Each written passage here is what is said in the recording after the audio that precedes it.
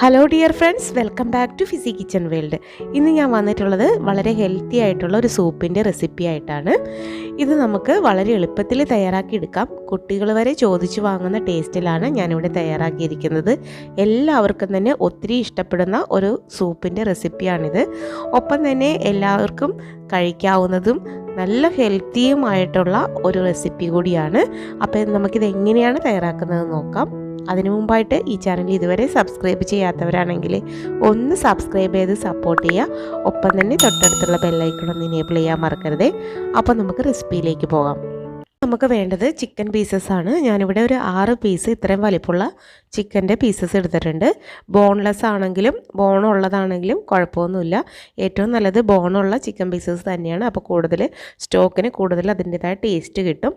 അപ്പോൾ ഇതിലേക്ക് ഞാനൊരു ചെറിയ കഷ്ണം ഇഞ്ചി ഇട്ട് കൊടുത്തിട്ടുണ്ട്. ഇനി നമുക്കിതിലേക്ക് കുരുമുളക് പൊടിയും കൂടി ചേർത്ത് കൊടുക്കാം. ഒരു 1/2 ടീസ്പൂൺ കുരുമുളക് പൊടി ചേർത്ത് കൊടുക്കാം. ഇനി നമുക്ക് വേണ്ടത് ഈ ചിക്കൻ സ്റ്റോക്കിന് കിട്ടാൻ വേണ്ടിയിട്ട് നമുക്ക് വെള്ളം ഒഴിച്ച് കൊടുക്കണം. നല്ലതുപോലെ ഒന്ന് വേവിച്ചെടുക്കേണ്ടതുണ്ട്. അപ്പോൾ ഞാൻ ഇതിലേക്ക് ഒരു 4.5 ഗ്ലാസ് വെള്ളം ഒഴിച്ചു കൊടുക്കുകയാണ്. 4 പേർക്ക് കുടിക്കാവുന്ന രീതിയിലാണ് ഞാനിവിടെ തയ്യാറാക്കിയിരിക്കുന്നത്. അതുകൊണ്ട് തന്നെ 4.5 ഗ്ലാസ് വെള്ളം നമുക്ക് ചേർത്ത് കൊടുക്കാം.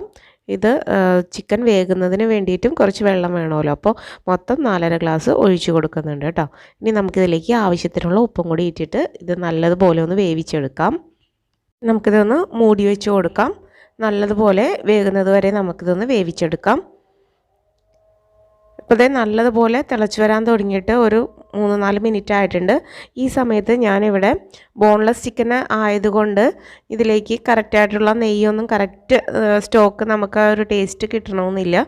അപ്പോൾ ഇതിലേക്ക് ഞാൻ ഇവിടെ മാഗിയുടെ ചിക്കൻ്റെ ഒരു ക്യൂബ് ഉണ്ട്, ചിക്കൻ സ്റ്റോക്കിൻ്റെ ക്യൂബ്, അത് ഒരെണ്ണം ഞാൻ ഇതിനകത്തേക്ക് ചേർത്ത് കൊടുക്കുന്നുണ്ട് കേട്ടോ. അപ്പോൾ ബോണുള്ള ചിക്കൻ ആണെങ്കിൽ നിങ്ങൾ ചേർത്ത് കൊടുത്തില്ലെങ്കിലും കുഴപ്പമില്ല. ഇതിപ്പോൾ ബോൺലെസ് ആയതുകൊണ്ട് തന്നെ ഞാൻ ഇതിലേക്ക് ആ ഒരു പീസും കൂടെ ചേർത്ത് കൊടുക്കുന്നുണ്ട്. ഇനി നല്ലതുപോലെ ഒന്ന് വേവിച്ചെടുക്കാം നമുക്ക്. ഇപ്പോഴത്തെ ചിക്കനൊക്കെ നല്ലതുപോലെ വെന്ത് വന്നിട്ടുണ്ട്. ഇനി നമുക്ക് ഫ്ലെയിം ഓഫ് ചെയ്യാം. ഇനി നമുക്കൊരു ബൗളിലേക്ക് ഈ ചിക്കൻ്റെ സ്റ്റോക്ക് നമുക്ക് ഒന്ന് അരിച്ചൊഴിച്ചു കൊടുക്കാം.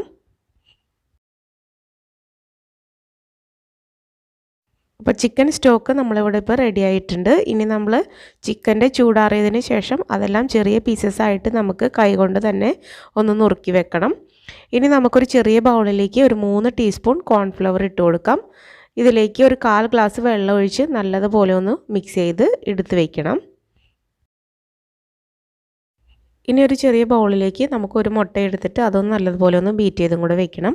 അപ്പോൾ വളരെ എളുപ്പമാണ് നമുക്ക് തയ്യാറാക്കാൻ. ആദ്യം നമ്മൾ ചിക്കൻ പീസസ് മഞ്ഞൾപ്പൊടിയും ഇഞ്ചിയിട്ട് വേവിച്ച് വെച്ചു, അതിൻ്റെ സ്റ്റോക്ക് എടുത്ത് മാറ്റി, പിന്നെ കുറച്ച് കോൺഫ്ലവർ കലക്കി വെച്ചു, ഇതുപോലെ മുട്ട ഒന്ന് ബീറ്റ് ചെയ്ത് വെച്ചു. വളരെ എളുപ്പത്തിൽ നമുക്ക് വളരെ ഈസി ആയിട്ട് തയ്യാറാക്കിയെടുക്കാം കേട്ടോ. സൂപ്പിലേക്ക് നമുക്ക് വെജിറ്റബിൾസും കൂടെ ചേർത്ത് കൊടുക്കണം. അതിന് വേണ്ടിയിട്ട് ഒരു ചെറിയ കഷ്ണം ക്യാരറ്റ്, ഒരു 2-3 ബീൻസ് അരിഞ്ഞത്, ചെറിയ കഷ്ണം ക്യാപ്സിക്കം അരിഞ്ഞത്, അതുപോലെ ചെറിയൊരു കഷ്ണം സവാള അരിഞ്ഞത്, വെളുത്തുള്ളി, ഇത്രയും നമുക്ക് വേണം.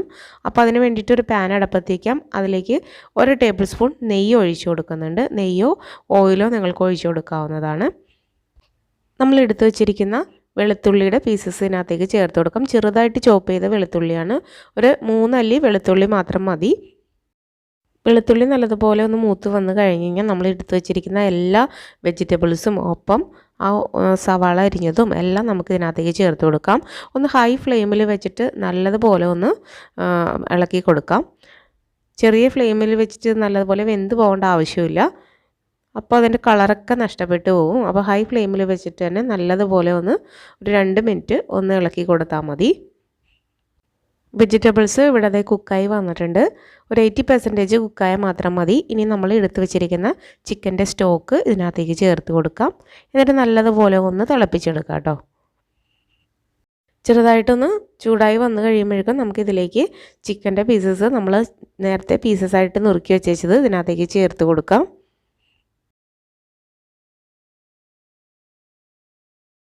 നമ്മളുണ്ടാക്കുന്നത് ചൈനീസ് സൂപ്പ് ആയതുകൊണ്ട് ഇതിനകത്തേക്ക് 1 ടീസ്പൂൺ സോയ സോസ് ചേർത്ത് കൊടുക്കുന്നുണ്ട്. ഇപ്പോൾ ചൈനീസ് സൂപ്പ് ആണെങ്കിൽ കുട്ടികൾ വരെ നല്ല ടേസ്റ്റിൽ കഴിച്ചോളും. ഇനി നമുക്കിതിലേക്ക് 1.5 ടീസ്പൂൺ ടൊമാറ്റോ കെച്ചപ്പ് ചേർത്ത് കൊടുക്കാം.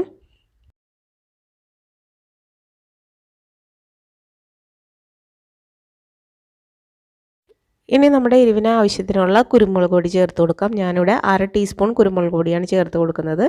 അധികം എരിവില്ലാത്ത രീതിയിലാണ് എടുക്കുന്നത്. കുട്ടികൾക്ക് വരെ നമുക്ക് ഈ ഒരു പാകത്തിൽ ഇട്ട് കഴിഞ്ഞാൽ കുടിക്കാൻ പറ്റും. അതുകൊണ്ട് നമുക്ക് കുരുമുളക് പൊടിയൊക്കെ നമുക്ക് വലിയവർക്കാണെങ്കിൽ ലാസ്റ്റ് നമ്മൾ ഓരോ പാത്രത്തിലേക്ക് സെർവ് ചെയ്യുന്ന സമയത്ത് നമ്മുടെ ആവശ്യത്തിനനുസരിച്ച് നമുക്ക് കുരുമുളക് പൊടിയൊക്കെ ചേർത്ത് കൊടുക്കാം.